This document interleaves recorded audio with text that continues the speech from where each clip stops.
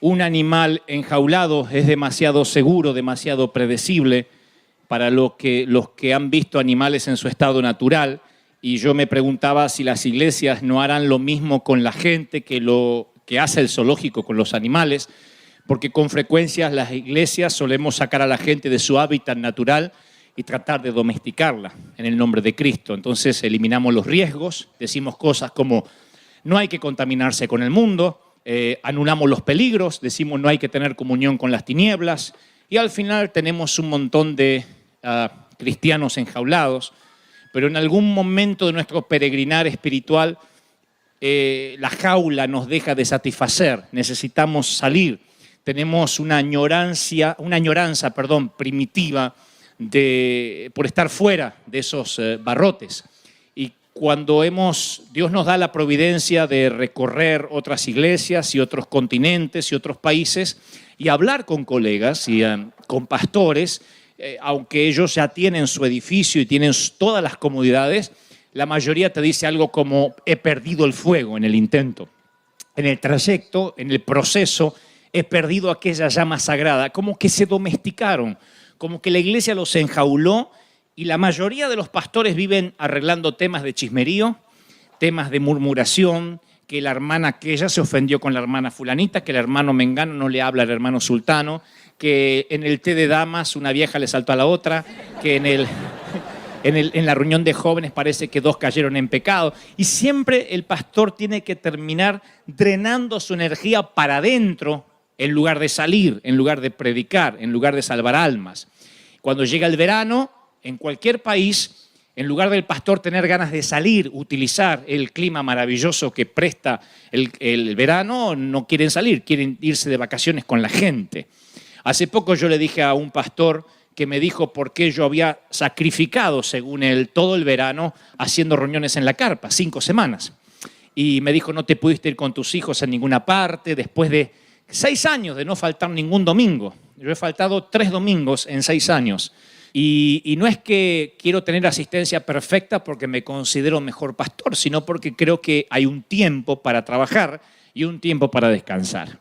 Un tiempo para sembrar y un tiempo para cosechar. Dios quiere que descansemos, pero también quiere que sepamos cuándo hay que arar la tierra, cuándo hay que abrir surco, cuándo hay que trabajar duro.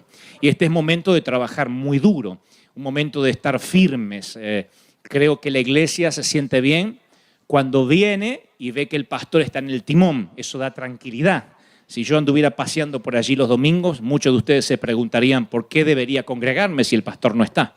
Pero yo creo que cuando el pastor está, eso da tranquilidad siempre a las ovejas. Da la tranquilidad de que si el hombre de Dios está allí, cuando Israel veía que Moisés estaba, tenían tranquilidad, porque sabían de que estaban yendo a alguna parte, aunque se tardaban más de lo previsto. Así que este es tiempo de trabajar, tiempo de sembrar, tiempo de salir para afuera. Y los pastores, insisto, cuando me hablan y me dicen, ¿por qué no descansas durante el verano? Le digo, porque es como si vendiéramos tablas de windsurf y viviéramos en Hawái y en el verano no fuéramos porque estamos cansados. Es cuando más tenemos que trabajar, en la temporada alta. Cuando la gente, los hispanos no saben dónde irse, es cuando tenemos que plantar una carpa, hacer cruzadas para invitar a la gente. Los tiempos son cortos, Cristo está a las puertas y tenemos que trabajar. ¿Estamos de acuerdo en eso, sí o no? Entonces, hay jaulas, decía el domingo pasado, que nos envuelven, que nos tiran hacia abajo, y les contaba también el caso del joven rico, que cumpliendo los mandamientos, que siendo un hombre bueno, pregunta y dice, ¿qué me falta? O sea, él sentía que algo le estaba faltando a pesar de que lo tenía todo. Y se perdió lo más importante en la vida, se perdió seguir al maestro, seguir sus pasos, verlo en primera persona, multiplicar peces, panes, hacer resucitar muertos, caminar sobre las aguas. Se perdió lo mejor que cualquier testigo ocular hubiera querido tener, porque no podía. Su jaula era la prosperidad, su jaula era la seguridad que él tenía. Y cuando nosotros nos quedamos dentro de la jaula, de la comodidad, de decir, no quiero salir, el costo es escalofriante, porque hay gente que a lo mejor nunca va a escuchar de Cristo porque nosotros no salimos. Lo más triste que le puede pasar a una ciudad es no saber lo que pasa dentro del edificio de una iglesia. Nosotros nos criamos en barrios así, donde decíamos, allá hay una iglesia, pero no sé lo que pasa dentro, sé que hay unos locos que gritan, pero no sabíamos qué pasaba dentro, la iglesia no salía. De vez en cuando salían unos hermanos así con cara dura, así, decían, aleluya, para no contaminarse con el mundo. Una vez yo conté, y quiero recalcar este testimonio porque nos dolió a nosotros como familia Gebel cuando yo era chiquito. Mi mamá sufrió de cáncer durante muchos años, hasta el punto casi de morirse. Y todos los vecinos en la cuadra nos conocíamos. Eso pasa en los barrios pequeños en nuestra América Latina. Uno conoce al turco de la esquina, al judío de la vuelta, la divorciada de enfrente, el separado de allá, la loca de la esquina. Todos tienen un nombre más o menos así. No sabíamos nombre y apellido, pero era la loca de la esquina, el divorciado de aquel, el amargado de la vuelta. Pero todo el mundo sabía quién era quién. Y cuando había un incendio, había algo, una vez mi hermano tuvo un accidente en su mano y todo el vecindario estaba en la puerta para ver cómo podía ayudar. O explotaba una garrafa de propano y todo el barrio venía a ver si alguien había sido accidentado. Había solo uno en la esquina que nunca dirigió la palabra a nadie. Era un misterio. No sabíamos de qué trabajaba, no sabíamos de qué vivían. Un matrimonio con 2 hijos. Y pasaban con el auto, un auto que tenían del año, del momento, del año de aquel entonces, ¿no? Del año 69. Pasaban por la puerta. A lo sumo caminando así. Y mi papá que saludaba a todo el mundo, siempre. Mi papá fue muy saludador. Y mi papá le saludaba también todo el barrio. Don Federico. Él decía, él siempre lo saludaba, ¡hey! Y este hacía así. Entonces le decíamos el mafioso de la esquina. Era el mafioso, parecía que estaba en la mafia italiana o algo por el estilo. Llega Cristo a nuestras vidas. Mi hermano mayor le habla a mamá y a papá que hay un Cristo que puede salvarnos y sanar del cáncer quizá. Así que vamos a una iglesia lejana, de donde vivíamos, y mamá es sanada de cáncer. Inmediatamente sus pólipos intestinales, el cáncer en sus senos, el cáncer en la matriz, es quitado para siempre. Esto fue en el año 1975, mamá va a cumplir 80 y tantos años ahora, ella vive todavía, y es tanto el agradecimiento que tiene mi papá, que ofrece el garage de su casa, de nuestra casa, para que hagan un anexo, una iglesia satélite. Así que el pastor brasileño acepta la propuesta de papá, y todos los martes y jueves papá saca el auto afuera, y dentro se hace un culto para todo el vecindario. Y como todo el vecindario sabía que mamá se estaba por morir y la mayoría ya había comprado coronas para regalar, tiran las coronas y vienen a ver el milagro, a mamá sana. Así que no hubo nadie en el barrio que no se convirtieran. El gran tema era qué iba a pasar con el mafioso de la esquina. Y decía, ¿qué va a pasar? ¿Lo invitamos? No, ese loco por ahí sale con un arma, quién sabe a qué se dedica. Pero no pasan 2, 3 semanas que tenemos nuestros servicios allí, muy pentecostales, por cierto. Y aparece este hombre de traje, el mafioso, con la esposa. Y dice, Federico, le quiero felicitar por lo que ha ocurrido. Y mi papá dice, bueno, gracias, porque yo soy pastor hace muchos años, le dice. Y tengo a Cristo en el corazón. ¿Cómo nos alegramos que alguien les predicó la verdad? Mi papá lo miró y dijo, tu abuela. Le dijo otra cosa que no puedo repetir porque era nuevito todavía, no estaba muy convertido su carácter. Dice, mi vieja se me estaba muriendo de cáncer, desgraciado, pasabas por la puerta y nunca se te ocurrió predicarme. Y me dijo, es que yo no tengo comunión con las tinieblas, pero ahora que usted está en la luz, somos hermanos, dijo. Nunca me olvidé de eso, descubrimos que era cristiano y a lo que se dedicaba no era la mafia, sino a predicar.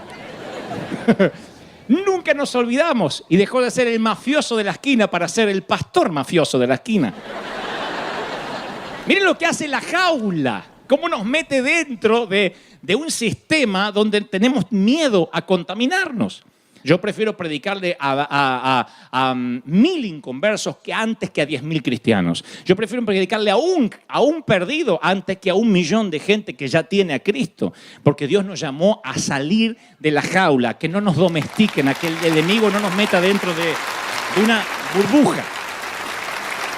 Y el domingo pasado yo le decía que una de esas jaulas es la jaula de la responsabilidad mal entendida, el sueño americano. El decir, yo estoy aquí para trabajar. Dios nos dijo el domingo pasado, yo no te traje aquí para hacer dinero. Si naciste aquí, o viniste aquí, o llegaste aquí como foráneo, como inmigrante, Dios te trajo con un propósito. Y es ser parte del mover de Dios que el Señor no le dio a los anglos y nos ha regalado a nosotros como pueblo hispano. ¿Lo están creyendo, sí o no? Alguien tiene que aplaudir más que eso, siendo yo lo creo de corazón. ¡Aleluya! La segunda jaula es la jaula de la rutina, que en ocasiones nos vemos envueltos, es tan sutil como la primera, como la responsabilidad. Yo creo que una buena rutina no tiene nada de malo, pero cuando las rutinas sagradas se vuelven ritos vacíos, entonces nos mantienen enjaulados. Cuando aprendemos el cómo y olvidamos el por qué, lo sagrado se vuelve común. Alguien tiene que tuitear esto. Cuando aprendemos el cómo y olvidamos el por qué, lo sagrado se vuelve común. O sea que hay cosas que aprendemos cómo hacerlas, pero nos olvidamos por qué las hacemos. Nos olvidamos por qué adoramos a Dios, por qué venimos a la iglesia. Y cuando uno se va olvidando el por qué está haciendo lo que hace, de pronto se ve envuelto en una rutina donde la oración pierde sentido, y eso también es una jaula. Donde la adoración pierde sentido, y eso también es una jaula. No es un problema de ustedes ni mío. Esto pasaba con Israel. Cae maná por primera vez, decimos, ¡ay, qué bendición! Hasta que después decimos, maná otra vez. Podría caer un bife de chorizo, por lo menos, otra cosa.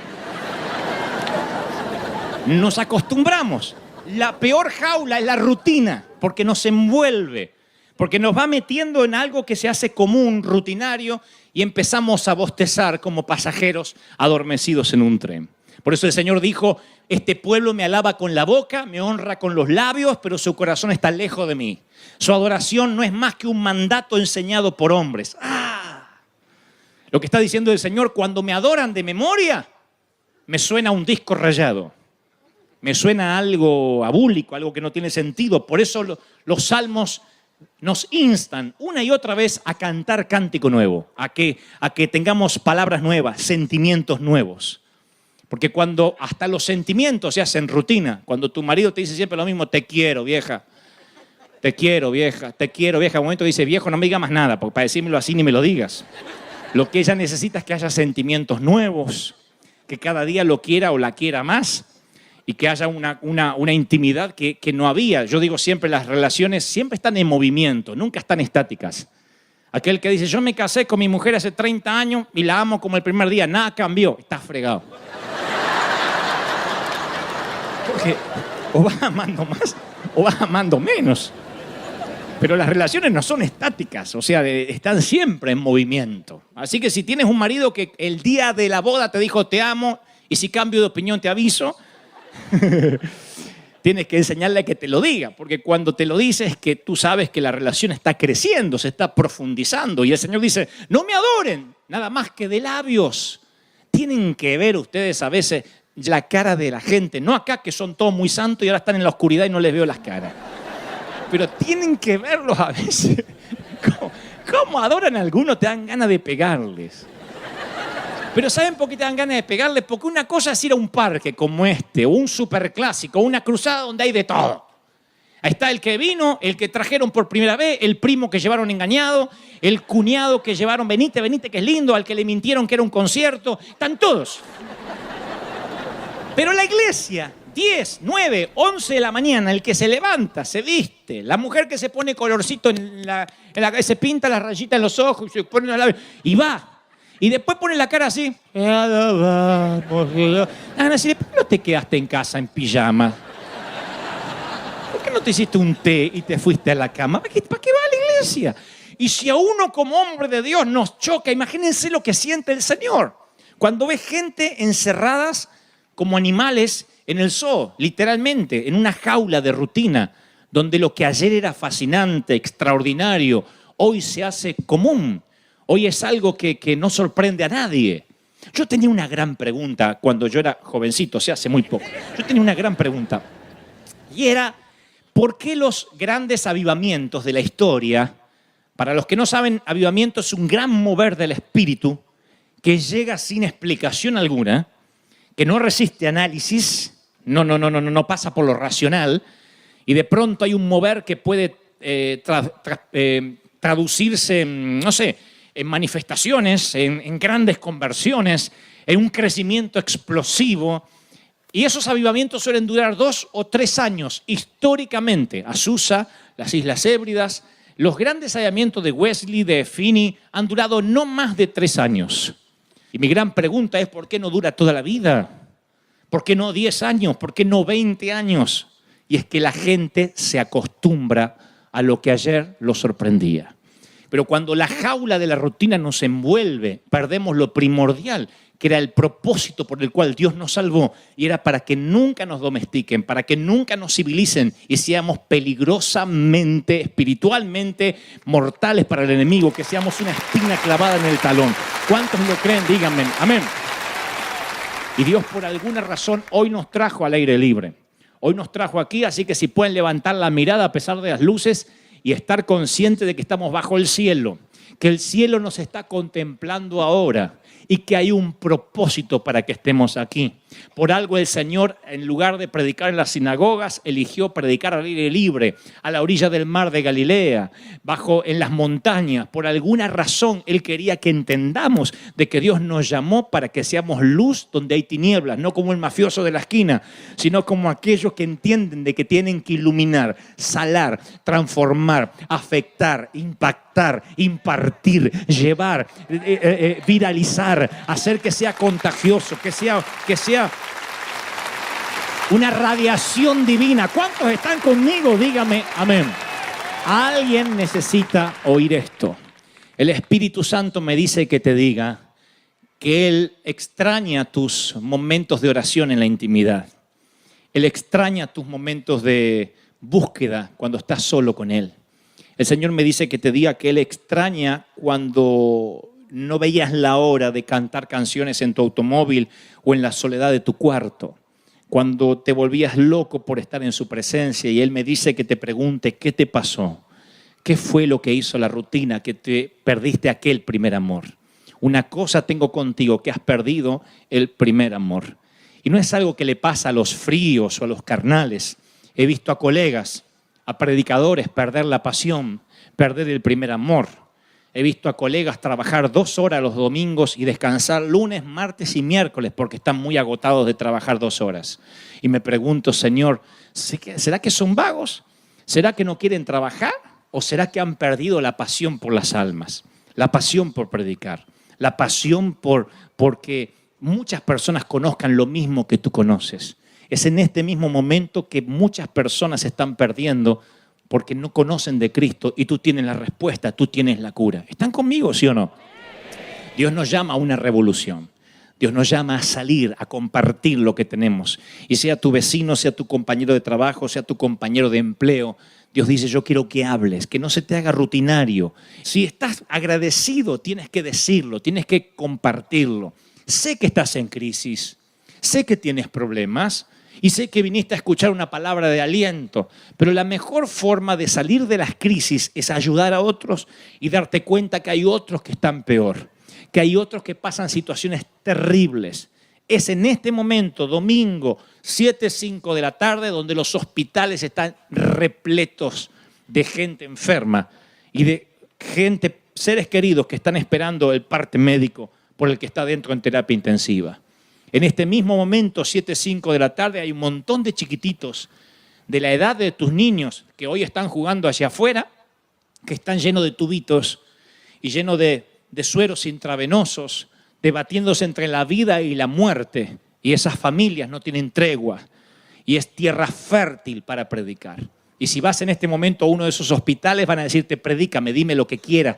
No van a cerrarse a nada porque necesitan una palabra de esperanza. El mundo sigue necesitando esperanza. No quiero sonar apocalíptico ni aburrirlos con escatología, pero nada más con ver las noticias en CNN y ver a razón de 1, 2, 3 decapitaciones diarias, nos damos cuenta de que son los últimos tiempos, de que la guerra no va a parar, y sea por ISIS, sea por los rezagos de Bin Laden, o sea por el ébola, pero el mundo no está evolucionando, está involucionando. Y todo dice que Cristo está a las puertas. Y el Señor me ha puesto aquí para decir, pueblo, yo estoy diciéndote, levántate a predicar, levántate a testificar. Esta es tarea de cada integrante de River Church. ¿Cuánto lo están recibiendo? Dígame amén. ¿Cuánto lo reciben? Díganme amén.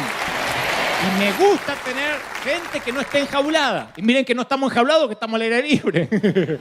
Miren que no nos hemos civilizado y eso me gusta. Me encanta cuando a mí me critican y me dicen, no eres civilizado, eres un rebelde, siempre molestando a los tradicionales y a los religiosos. Y los voy a molestar a ellos y a su abuela hasta que me muera, porque no me van a civilizar. No me van a civilizar. Porque Dios nos puso para marcar diferencia. ¿Cuántos están conmigo? Dígame amén. Y esta noche yo quiero orar especialmente, comisionar a un ejército de evangelistas. El Señor me dice que vas a salir de la crisis, que vas a salir de tu problema, que Dios te va a liberar de la economía que te está amarrando, de esa miseria, de esa escasez, cuando digas voy a enfocarme en los demás y no en mi problema. Muchos se van a sorprender porque van a aparecer cheques en sus buzones, en sus escritorios, van a venir promociones, trabajos que no esperaban, pero el Señor dice, yo no te estoy mimando para que seas egoísta y engordes tú solo. Te estoy mostrando lo que te puedo dar si te fijas en las almas, si te fijas en lo que yo te quiero dar. Dios te trajo precisamente para un momento como este, precisamente. Esto no lo vas a volver a vivir, no volverán estos tiempos. Son tiempos únicos. Un ángel pasa una sola vez por tu vida. El profeta pasa una sola vez por tu vida. Oiga lo que el Señor está diciendo a la iglesia. Si ves a Elías, no lo dejes ir sin que antes recibas una doble porción de lo que él tiene. Aprovecha el momento. Carpe diem. Atrapa el momento. Atrapa el momento. Porque hay momentos que no van a volver. Hay tiempos que vas a añorar y este momento no va a regresar, me dice el Espíritu Santo. Yo sé que estás en crisis, yo sé que necesitas una palabra de aliento. Y la palabra de aliento esta tarde es, quiero que te enfoques en las almas perdidas y yo me ocuparé de tus problemas. Yo me ocuparé de tu crisis. Octubre, noviembre y diciembre son los 3 meses. Pero confiad, yo ya he vencido al mundo. En los Hechos de los Apóstoles dice que estaba Pablo con los muchachos, con otros muchachos, otros discípulos, y estaban atravesando la región de Frigia, de Galacia, y dice, y el Espíritu Santo nos impidió que predicáramos, pero vino un viento de frente que no nos permitió avanzar. A mí me encanta leer esto de tanto en tanto, porque la Biblia dice en Apocalipsis que Dios es el que abre y nadie puede cerrar, y el que cierra y nadie puede abrir. Y a veces una puerta cerrada no es una interrupción del plan, sino una señal o un desvío hacia el verdadero plan de Dios. Son las interrupciones de la vida, son esos momentos de hambre, piensen bien, los que nos llevan a posicionarnos luego en otro sitio donde jamás hubiésemos ido, no será a causa de esa crisis, de esa tormenta. Steve Jobs, el creador de Apple y el CEO de Pixar, solía decir, entre otras cosas, cuando yo veo lo que he logrado para la humanidad, cuando yo veo a dónde he sido posicionado, siempre trazo una línea de puntos hacia atrás y la línea de puntos me lleva a aquel momento donde perdí el empleo y estaba en un garage diciendo ¿qué voy a hacer? El salario fijo me había atrofiado la creatividad, pero de pronto el estar allá hizo que hoy pudiera yo estar en esta posición, pero fue aquella crisis la que me reinventó, la que produjo en mí un movimiento de reingeniería para posicionarme. Y la Biblia es eso, continuamente nos enseña de personas que fueron procesados en el desierto para llegar a presentarse como obreros aprobados delante de Dios. No queremos sufrir. Yo evitaría cualquier sufrimiento a mis hijos, les evitaría cualquier desazón, cualquier traición, pero no podemos protegerlos del bullying de la vida, porque eventualmente la vida los ha de golpear. Y eventualmente vendrán situaciones de riesgo y vientos de frente. Eso es parte de la vida y ignorar eso es como ignorar la muerte. Yo siempre digo, no puedes ignorar la muerte. Tú puedes enojarte contra ella, maldecirla, pelearte, pero no puedes ignorarla porque la muerte es parte de la vida. Hacia allí vamos todos y tenemos que resolver dónde vamos a ir luego que bajemos al sepulcro. Pero la muerte es parte de la vida. Y como digo siempre, no todos los que han muerto realmente han vivido. Vivir significa descubrir el propósito de la vida. Cuando descubres el propósito de la vida, enfrentas batallas, enfrentas vientos de frente, porque sabes que esas son las materias para recibirte. De otro modo es querer ser médico, querer o soñar o anhelar colgar un diploma en la pared y evitarte el estudio. No puedes evitarte las materias de la vida que eventualmente van a venir. Hasta Jesús tuvo una puerta cerrada. Él en el huerto de Getsemaní pide una salida para la cruz. Él no quiere ir a la cruz. Él sabe lo que va a ocurrir y no quiere sufrir. Es Dios, pero ahora está en un cuerpo de hombre. Y él dice, no, si puedes, pasa de mí esta copa. En otras palabras está diciendo, ¿estás seguro, Padre, que no hay un plan B? ¿No hay otra forma? ¿No hay otro que podría morir en mi lugar? Judas sería una buena opción. Y Dios le dijo a Jesús no en Getsemaní, para decirnos sí a nosotros para las puertas del cielo. Y si no hubiese dicho no a su hijo, nosotros, entre otras cosas, no estaríamos aquí hoy. Hasta Jesús tuvo una puerta cerrada. Los vientos de frente eventualmente van a venir.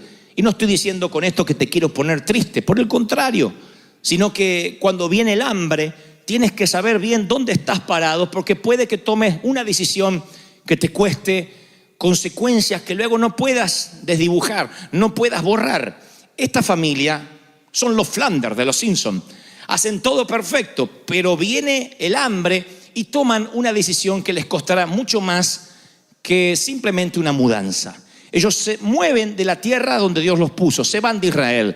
La Biblia no dice que Dios le haya dicho algo como muévanse de donde yo los puse. Es tiempo de que vayan a buscar comida a otro sitio. No tienen una orden así, simplemente dice, y se movieron a las tierras de Moab. En Moab no habita Dios. En Moab tipifica una tierra, un territorio que no es santo, es un territorio pagano. Allí viven los enemigos y allí se van ellos porque oyeron que ahí sí había comida. No le están preguntando a Dios qué hacer. ¿Qué tal si Dios quería decirles algo como permanezcan, firmes, aguanten? No es el tiempo de moverse, pero ellos no le consultan a Dios.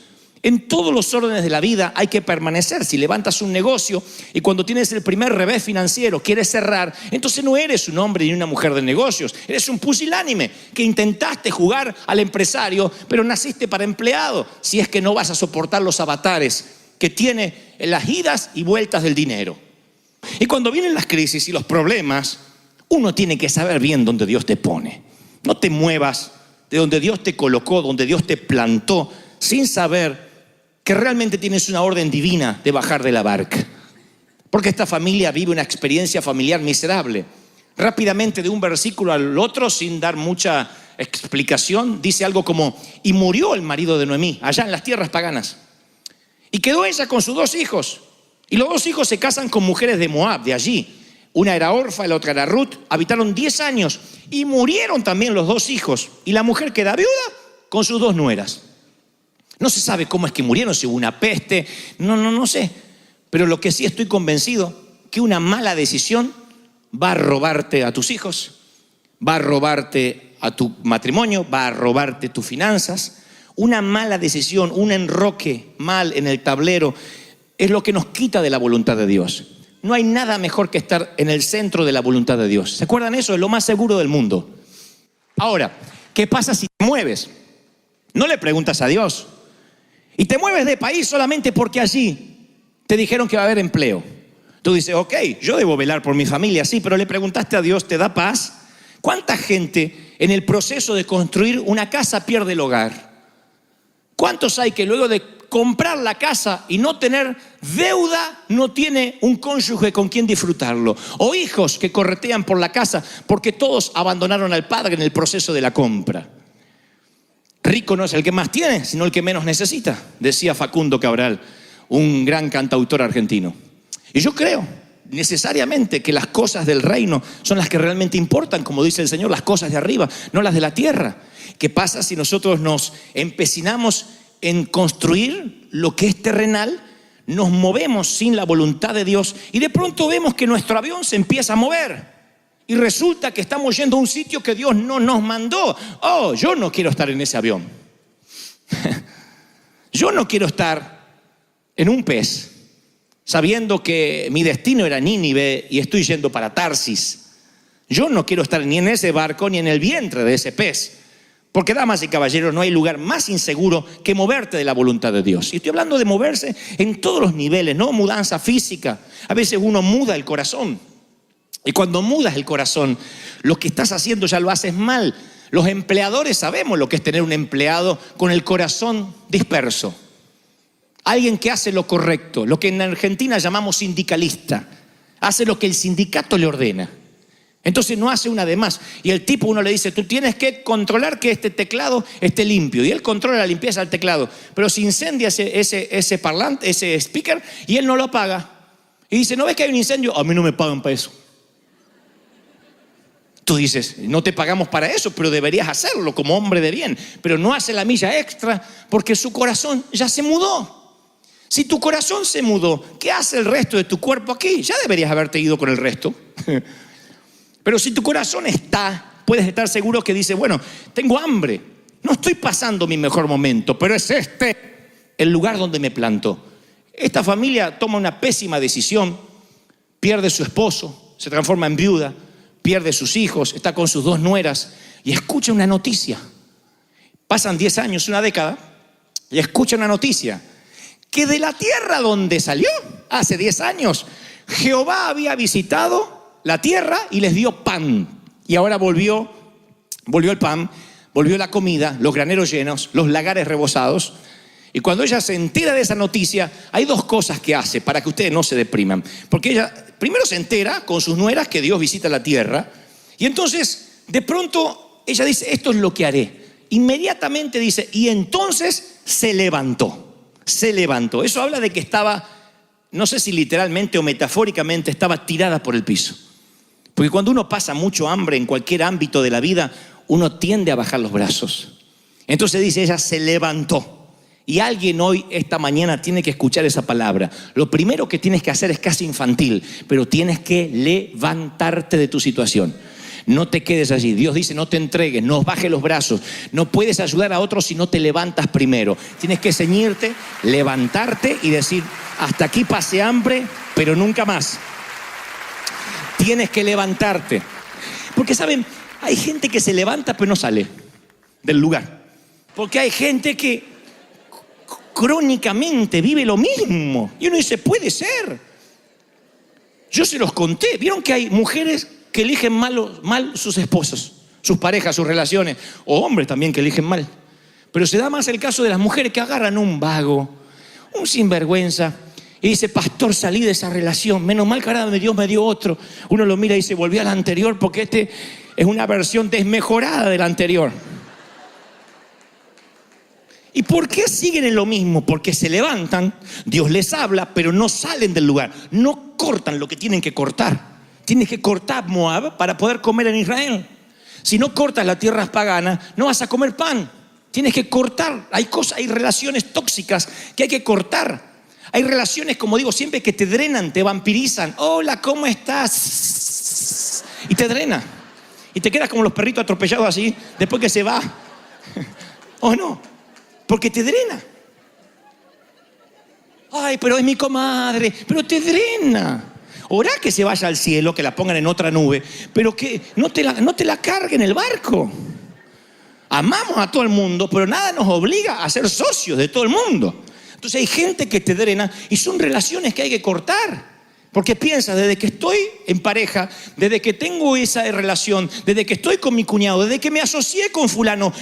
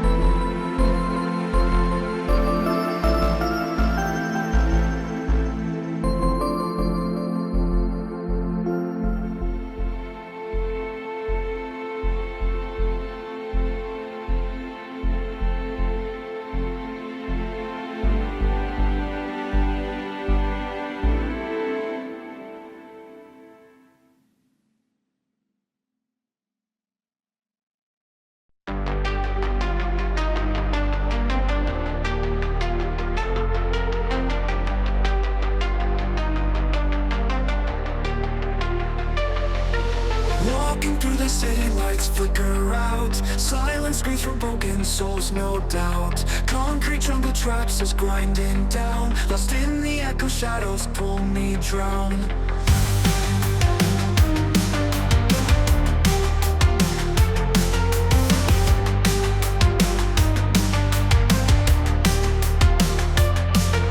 Streetlights buzzing, whispers in the dark. Neon shadows glowing, leaving marks. Pavement breathes our stories, old and cold. Past and future twisting, all unfold.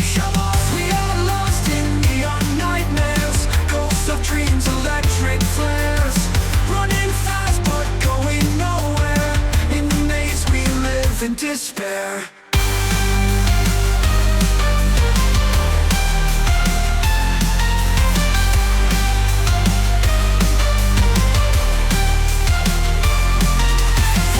Rise mechanical and raw. Vocal cords electric through the straw. Wires tangled, clenching like a vice. Heartbeat sings with thunder, rolling dice. Falling stars and shattered glass confound. Broken mirrors scattered on the ground. Synthetic whispers tell us we're alive, but the ghosts of dreams begin to thrive. Hearts electric, pulses racing, burn lost in time, nowhere we'll ever learn. Haunting melodies, they fade away, but the memories are here to stay.